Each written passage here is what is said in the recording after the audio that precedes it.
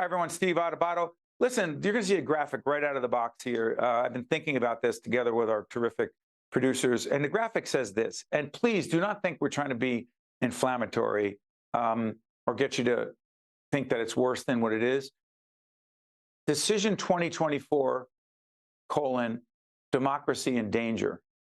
Steve Malanga, a senior fellow at Manhattan Institute, that's the graphic. Do you actually believe, because we were debating, do we put a question mark at the end, democracy in danger, or just say democracy in danger? Are we in danger?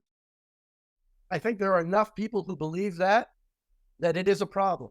Because when people believe that, they begin to believe that this is no longer a legitimate democracy. Whether they're right or wrong, the perception is important. And that is the perception right now. So in that respect, it's clearly an issue. So you and I grew up in the same neighborhood, a little bit younger than you are, along with your younger brother, Tom. You had to point that out. Yeah. So we grew up in a neighborhood, let's just say, Italian-American neighborhood.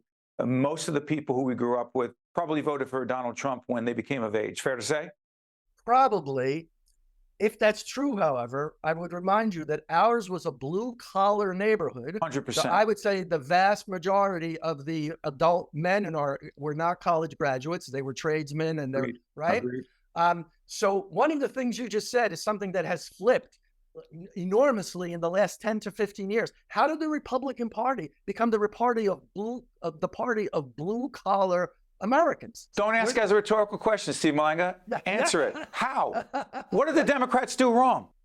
Well, you know, it's interesting. I wrote a couple of pieces actually, when Chris Christie was running for re-election in New Jersey, about how his campaign had split the union movement in New Jersey. Public sector unions were adamantly opposed for him. The private sector trade unions loved him and endorsed him. This created a big to-do in New Jersey, but it also was, I think, a foreshadowing of something happening in larger respect. The private sector unions were saying, we can't afford the taxes, we can't afford the public sector that we have in the state, and we need a pro-growth agenda. I think the part of what happened is that the Democratic Party has moved left enough so that a lot of blue-collar people don't see a pro-growth agenda anymore in the Democratic Party, and they feel like they've been left behind. And there, of course, have been, the stories about, like, them being called the deplorables and so forth. Yeah, Hillary's been called deplorable. But hold on, Steve. You're describing the Democratic Party. That's your perception. People can agree, disagree. But the, quote, Republican Party as it is today, wouldn't it be fair to say that if 3/4 of Republicans, if not more, regardless of how many times former President Donald Trump is criminally indicted, regardless of how much time he's going to spend in jail, in court, we don't know what's going to happen after that, and including January 6th, we're voting for him anyway. He's our guy. He's our party. You're trying to tell me that if the rule of law, you did a separate segment with us on shoplifting, rule of law matters. Does the rule of law even matter to most Republicans in the, quote, MAGA Trump movement today? Or, hey, listen, that's just an inconvenience. You tell me. Yeah, that's very interesting. What I would say is a lot of people, even within the Republican Party, are trying to explain this, because there are alternatives in the Republican Party. One of the things, of course, that's gone on in the last 8 years is Republicans hold a lot of governorships, and some of them have been pretty successful. Why aren't MAGA people turning to them? The only explanation I've heard, actually talking to people who support Trump about this, is it's like a giant, I don't want to use this phrase, it's like a giant screw you, if you will. To whom? Steve, right? To whom? What?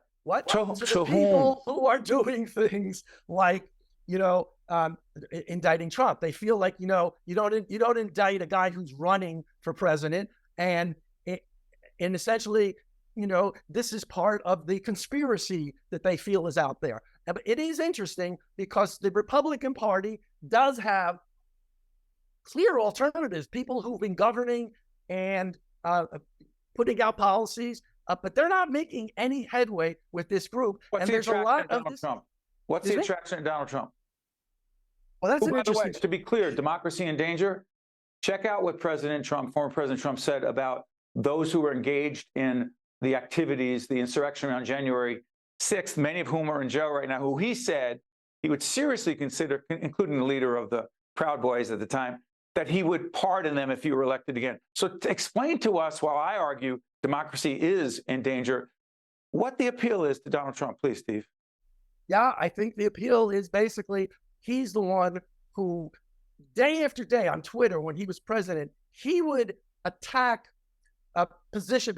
I mean, like things that had nothing to do really even with running the country. He would attack other people on Twitter the way like a Twitter troll was. And there is a bizarre appeal because finally, after all these years, absolutely, mocking people, their weight, their appearance. A woman, I would never have sex with her. I couldn't be charged with that because she's not my type. No. Steve, what's the policy appeal? What's the ideological appeal? Because you're a policy guy.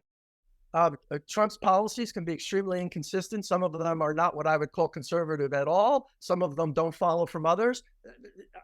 It's very difficult. I mean, you know, we in our publications, we wrote a lot during the Trump years about his policies, right? And we talked a lot about his policies that just don't make sense. Tariffs, extreme tariffs, and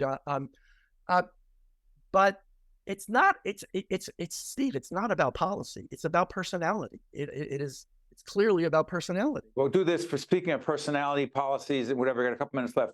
President Biden, as we speak right now. And again, late September, we're doing this program, be seen later. We don't know what's going to happen. To what degree is democracy in danger because the large number of Americans, Democrats included, seriously question whether Joe Biden has the cognitive ability to be president again and be 86 at the end of his second term, please? Well, I mean, we see this in the polls. More and more Democrats are saying, and I'm reading every day, more and more Democrats are saying we need to find somebody else. I don't know about the issue of democracy being in danger. I think because we do have. Sorry for interrupting, Steve. The choice is Trump and Biden 2024. Is that more dangerous for the country? Mystifying is what I call it. How we got here, I have no idea how we actually got here. Again, I say this. You know, you could list governors in both parties who've been governing and have a record and have policy records and very distinct policy records. This country has often looked to governors. Why? You know, particularly coming through the pandemic. Anyone who governed during the pandemic, right, has a clear record. You know what they stand for. Why are we where we are? I honestly cannot completely explain that. Well, I'll explain this. It's been too long since we've had Steve Malanga on, and we'll have him on a lot more because his thoughts, his perspective, his writing, and check out the information you get to Steve and the work that he's done. His books, his regular columns that he puts out together with the folks at the Manhattan Institute. Very thoughtful, provocative, good stuff, Steve. Thanks for joining us. Thank you. Stay with us. We'll be right back. State of Affairs with Steve Adubato is a production of the Caucus Educational Corporation. Funding has been provided by RWJ Barnabas Health, PNC Foundation, the Port Authority of New York and New Jersey, the Fidelco Group, the New Jersey Economic Development Authority, Robert Wood Johnson Foundation, Community Food Bank of New Jersey, PSEG Foundation, and by the Adler Aphasia Center. Promotional support provided by the New Jersey Business and Industry Association and by bestofnj.com. At the Community Food Bank of New Jersey. We are working. Now more than ever. To fill the emptiness caused by hunger. We are the state's largest anti-hunger organization. And together with our 800+ community partners, we are committed to delivering food, help, and hope to our hundreds and thousands of neighbors in need.